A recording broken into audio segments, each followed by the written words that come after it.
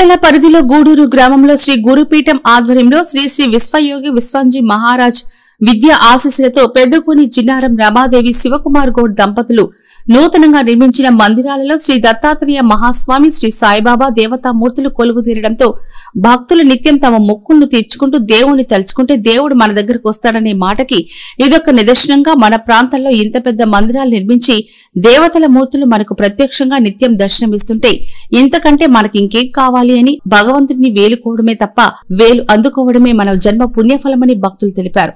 భిక్షాటన అంటే ఏంటి అనే దాని గురించి founder trust chairman Peddagoni Ramadevi Sivakumar Goud వివరించారు. ఈ కార్యక్రమంలో పండితులు వంశీకృష్ణ, పూజారులు, ట్రస్ట్ సభ్యులు హనుమంత్, భాస్కర్, సత్యనారాయణ గౌడ్, భక్తులు అధిక సంఖ్యలో పాల్గొన్నారు.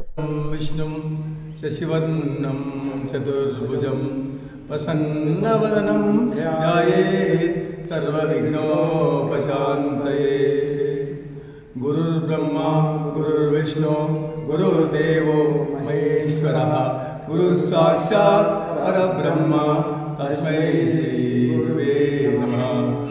దత్తాత్రేయం మహాత్మానం వరదం భక్తవత్సలం ప్రపన్నాతిహరం వందే స్మృతుగామి సనోవతు వందే స్మృతుగామి సనోవతు. అప్పుడే మనము ప్రాణప్రతిష్ఠ జరుపుకొని 10 రోజులు అవుతుంది. ఈ 10 రోజుల వ్యవధిలో నిరంతరంగా ఒక్కరోజు కూడా విరామం లేకుండా ఇక్కడ పూజా కార్యక్రమాలు జరుగుతున్నాయి. భక్తులు విశేషంగా దత్తాత్రేయ మహాస్వామి దర్శనాన్ని, అదేవిధంగా షిరిడి సాయిని దర్శనాన్ని చేసుకొని పూజలు అర్చనలు అర్పిస్తున్నారు. చాలా సంతోషకరమైన విషయం. గత పౌర్ణమి రోజు మనము హవన పూజ కూడా జరిపించుకున్నాము. తర్వాత గత గురువారం రోజు భక్తులు అన్నదాన కార్యక్రమం కూడా నిర్వహించారు. ఈ సందర్భంలో దత్తాత్రేయ సంప్రదాయంలో భిక్షకు ఎంతో ప్రాధాన్యం ఉంది. ఆ భిక్ష గురించే నేను వివరించాలనుకుంటున్నాను.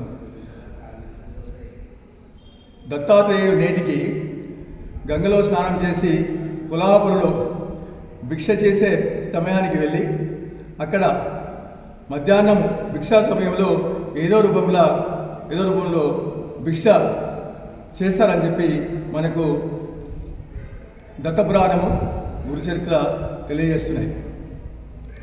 అదేవిధంగా ఇక్కడ దత్త నామస్మరణ జరుగుతుందో, ఇక్కడ దత్తాత్రేయుని ఆరాధన జరుగుతుందో అక్కడ దత్తాత్రేయుడు ఏదో రూపంలో వచ్చి అక్కడ భిక్షా సమయానికి భిక్ష స్వీకరిస్తారు. ఇక్కడ భిక్ష అంటే తైత్రేయ ఉపనిషత్తులో వివరించారు.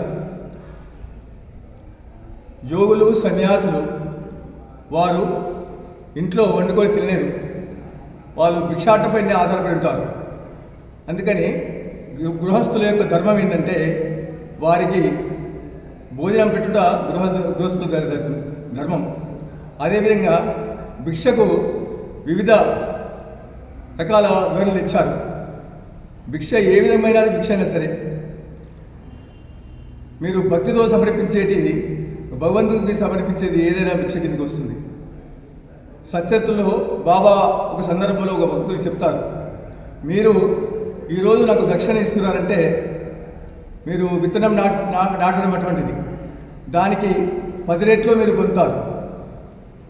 ఈరోజు ₹1 ఇస్తే మళ్ళీ దానికి 10 రెట్లు నేను ఇవ్వాల్సి వస్తుంది.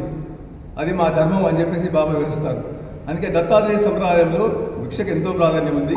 అందుకనే దేవాలయానికి వచ్చేటప్పుడు, గురువుల దగ్గరికి వెళ్ళేటప్పుడు, సంతుల దగ్గరికి వెళ్ళేటప్పుడు ఉట్టి చేతులతో వెళ్ళొద్దని శాస్త్రం చెప్తుంది.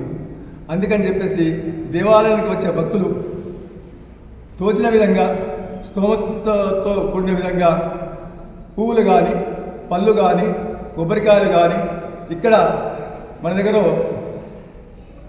ఆవు పిడకలతో చేసిన పిడకలు అందుబాటులో ఉన్నాయి. అదేవిధంగా మనం కొబ్బరికాయలు కూడా నిజామాబాద్ తెప్పించాము. తక్కువ ధరలో ₹10 కొబ్బరికాయ అందుబాటులో ఉంది.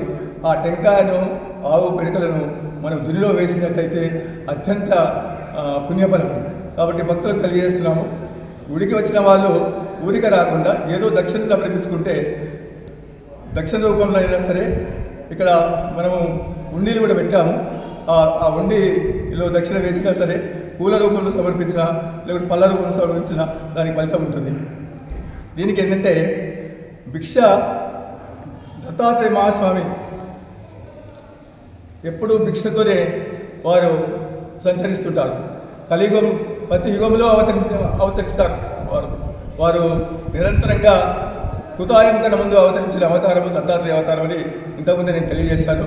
ఆ అవతారం ప్రతి యుగంలో కూడా అవతరిస్తూ సంచరిస్తూ అది ముగింపు లేదు. ఆ దత్తాత్రేయ అవతారం యోగుల రూపంలో తత్వ రూపం ఉంటుంది. ఇక్కడ మనం చాలా అదృష్టవంతులము.